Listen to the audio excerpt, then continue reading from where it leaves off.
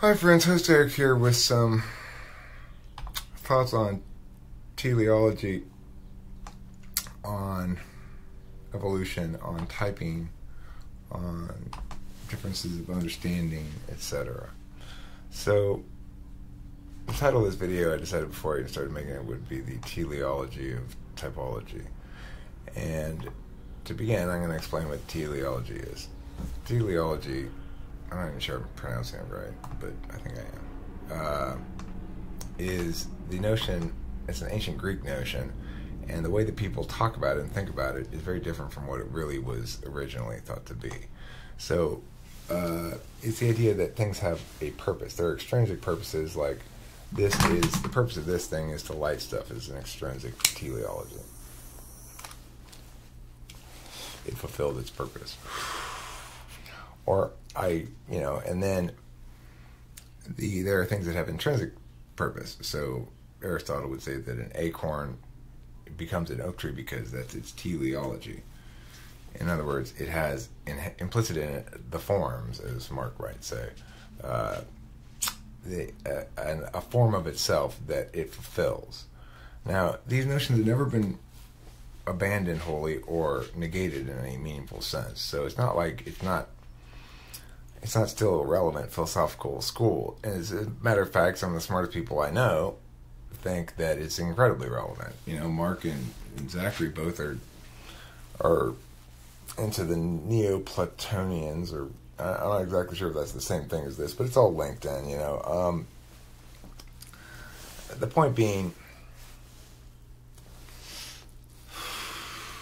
you can understand the differences between people's understanding of types and psychology and the purpose of psychology and what it's supposed to do and blah, blah, blah, and how to validate things based on their relationship with teleology. So another way of understanding, or a common way of understanding it, is simply to refer to anything that's understood through its purpose as teleological. So I might say, well, we could destroy those wetlands and put another housing development here, but that would be unreasonably teleological of us.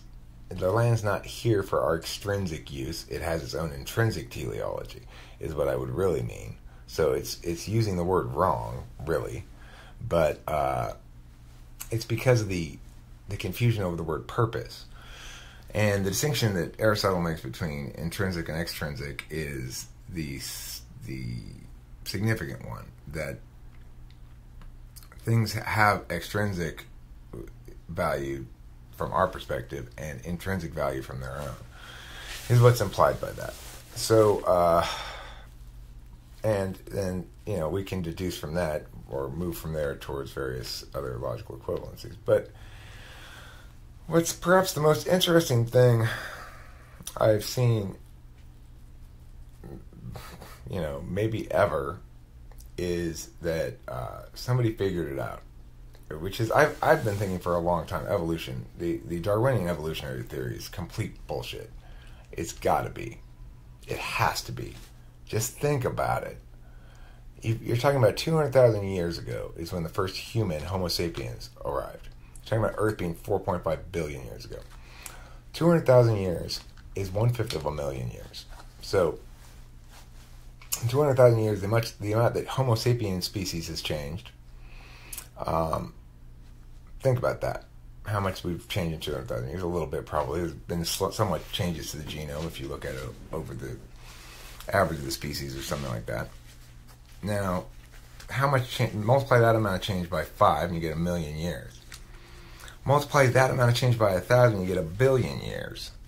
You cannot tell me that we went from, when did life first appear on this 4.5 billion year old planet, supposedly?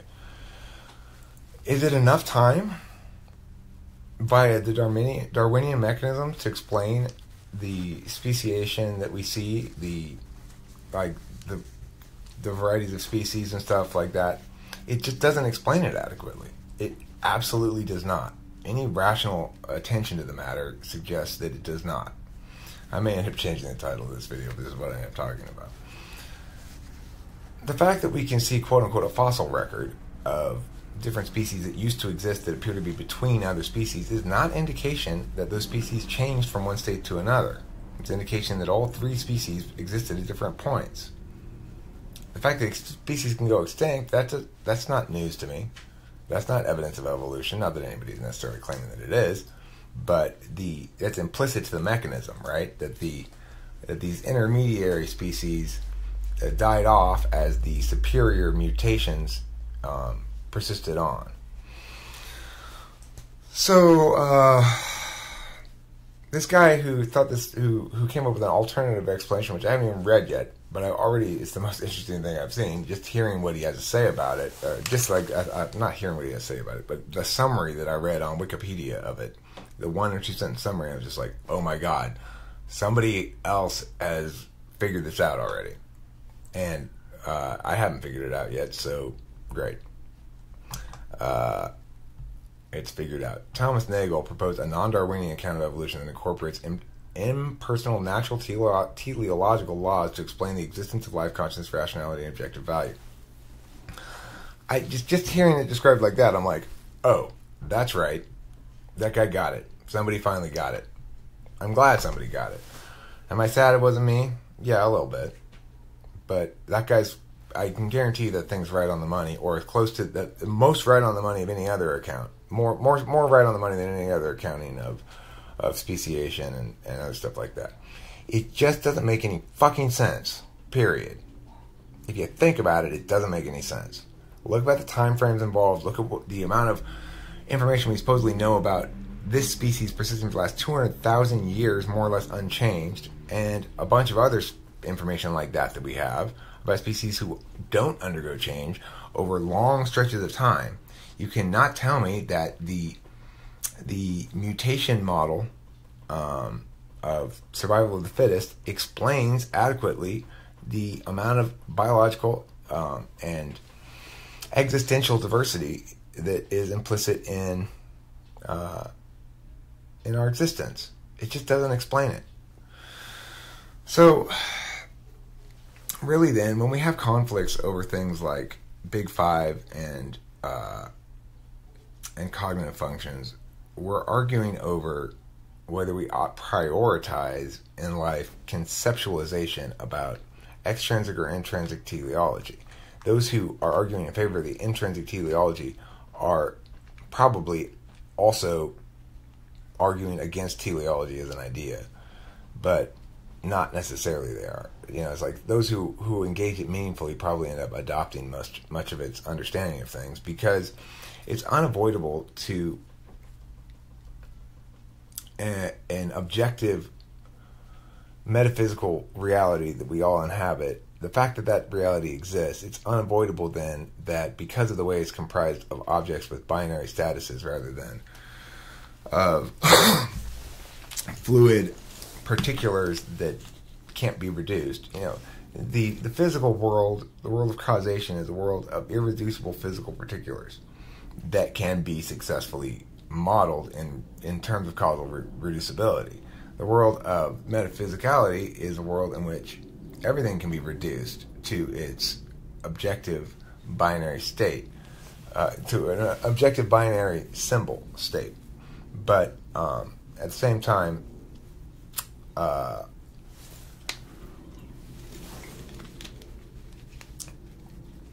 you can't meaningfully do work about the particular from those status conclusions. The thing is, you can meaningfully establish, in other words, substantiate or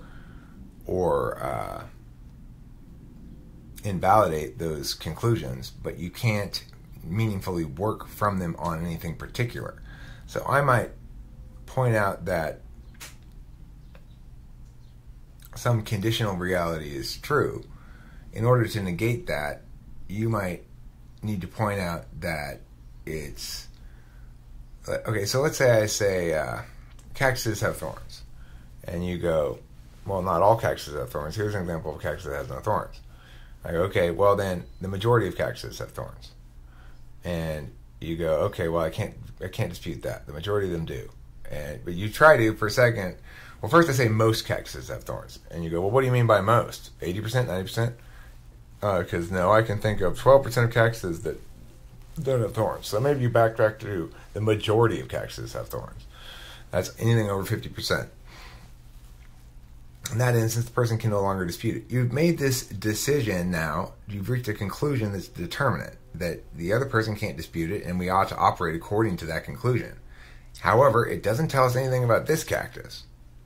So if we're arguing about whether we should bring thick gloves to deal with these cacti, the TI person will be right in concluding that we ought to, because the majority of cactuses have thorns, and it's more than likely that this thing's going to have thorns. But if the TE person is basing his conclusions on actual knowledge of the cacti, then he'll be right, and he'll say, well, but these cactuses don't have any thorns, so we don't need to bring particularly thick gloves. But if you don't know in advance, then the TI person's right, because you ought to operate on the general rule, not the particular circumstance. You don't know the particulars, and you ought to operate in such a way as to go with the probabilities. Makes more sense. But when you get there, whatever conclusion you drew is irrelevant. It's not an issue of, well, maybe the cactus has thorns in the instance. It either does or it doesn't. And so you were either right to prepare, smart to prepare, or it was unnecessary time spent preparing. However, if the preparation is based on that example, like, well, we're going to go deal with cacti, we don't know whether they have thorns yet or not, then obviously it makes good sense to prepare for the most likely possibility that they do have thorns, because then even if you wasted the time packing the gloves, that's not much time, whereas the heartache saved by having the gloves, if they do have thorns, is substantial. So the TI person was right to draw the conclusion they did, even if they get there and the cactuses don't have thorns. Then in that instance, the TE person will be right to say, let's not put on the gloves. The TI person might be still stuck in their general conclusion. We're dealing with cactuses, let's put on these gloves. But the TE person will go, wait, hold on though. These cactuses don't have thorns. Let's not put on the gloves. And the TI person will go, oh yeah, you're right. What was I thinking? Oh, well, you were thinking TI shit still, because you're a TI person. So the same sort of thinking applies to the personality models. The reality about the Big Five is it is more empirically substantiated, in the sense that you can get tests that show that you can make predictions about people's behavior, success level, whatever, from a descriptive standpoint with Big Five on an empirically substantiatable level. So, in other words, if we use those measurement instruments and we measure with them correctly, then we can draw certain predictive and actual practical applicable solutions from those data points about those individual particular people, which is all well and good, but that's not explaining things. You see, that's saying we need something that's a heuristic that we can use from a extrinsic teleology perspective. We're not interested in the intrinsic teleology of the person, that person optimizing who they are in a meaningful way. Because if we were, we wouldn't begin with the idea that to validate it, we have to be able to predict their behavior. We'd begin with the idea that to validate it, we have to be able to hear from them optimization by some way or another. Either hear from them the realities that are consistent with our own understandings of optimization, or hear from them saying words equivalent to, I am feeling optimized by this process of self-understanding. You could say, if you want to look at it from an extrinsic teleology perspective only, that necessarily means being efficient, being effective, and therefore it says, if you're going to have a system that meaningfully predicts about your own behavior, then you can meaningfully react to that data. Okay, but if that's assuming that the meaningful reaction to that data is something that is universal. So, in other words, it's not always the case that because somebody's having problems with bad conscientiousness, they need to increase their conscientiousness.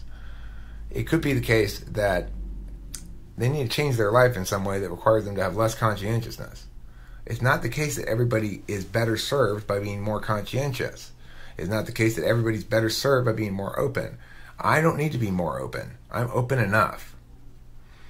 It's not the case that everybody is better served by being more agreeable. We can't really draw any conclusions about everybody regarding the Big Five, except that everybody can be described by this rough instrument of measurement that indeed does correlate with certain heuristic predictability things that makes it empirically valid in the extraordinarily limited scope of the thing that it does.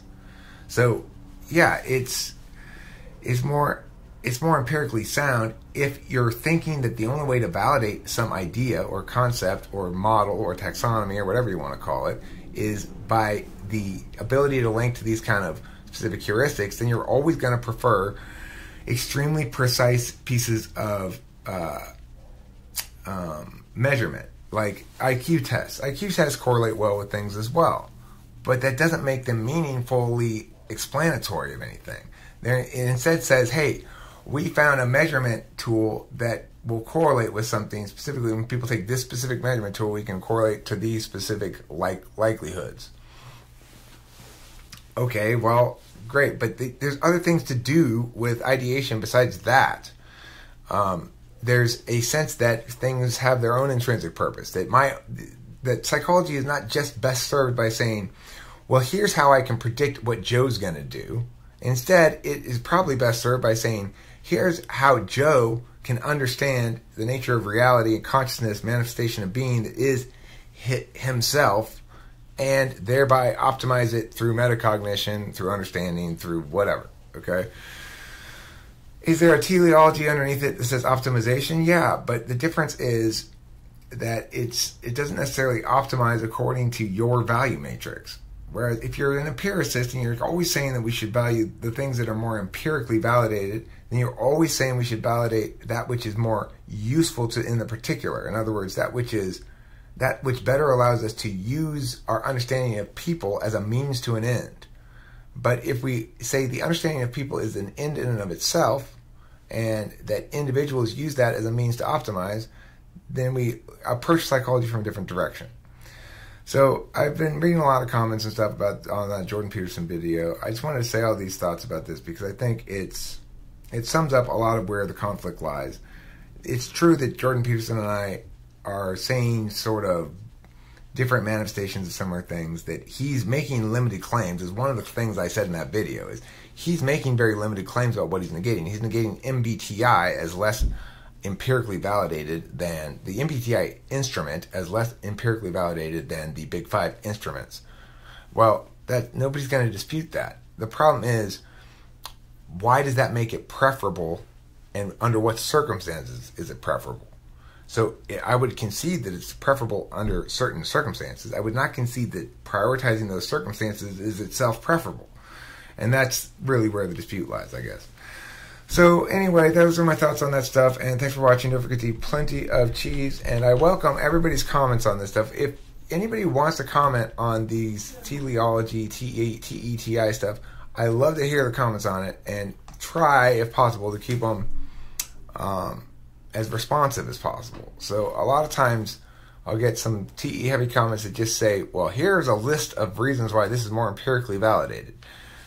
This is fundamentally a critique of prioritizing empirical validation. So understand that first and respond to that critique. Don't just demonstrate the bias that I'm critiquing.